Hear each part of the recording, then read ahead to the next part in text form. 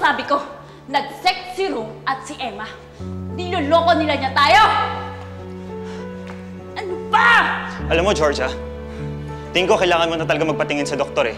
Dahil dyan sa utak mo, pumanik na yata yung maitim mong dugo. Alam ko namang baliw ka eh. Pero do you really have to shout it out to the whole world that you are desperate? Yes! We become desperate when pushed over the edge. Alam mo, hindi ako mag-aaksaya ng panahon para manira ng ibang tao. Kung ayaw mong maniwala, di wag. Bahala ka sa buhay mo. Tingnan ko lang kung matahimik ang utak mo kapag asawa mo na si Emma at iniisip mo na tikman na siya ng iba habang boyfriend ka niya. Hindi yun magagawa sa akin ni Emma. Isang beses lang nangyari yun. At dahil pa yun dun sa kagagawan mo. Eh bakit hindi mo tanungin mismo si Emma? Kung talaga nire-respeto ka niya at ang relasyon mo, magsasabi talaga yun ang totoo sa'yo. Niloloko ka ng piyansi mo, Angelo, at paulit-ulit niya yung gagawin kapag mag-asawa na kayo dahil mahal ka niya si Rome! Ilabas niyo na yan dito! Guard, ilabas niyo na yan! Pagsisisihan mo na hindi ka naniwala sa akin, Angelo, habang buhay ka lolokohin ni Emma! Tawan mo ako! Ilabas niyo na yan! Ano ba?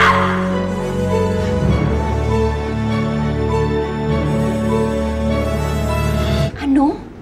Sinabi mo kay Angelo na may nangyari kay Rome at Emma? Naku naman, Mars! Wala akong pakialam. Hindi ba mas okay kung matutuloy yung kasal ni Angelo at ni Emma para si Rome would be completely out of the picture? Tatantanan na siya ni Emma. Yan tuloy, sa ginagawa mong ganyan, baka mas masira pa sila at ang magkabalikan, si Rome at si Emma. Alam mo, naisip ko rin yan.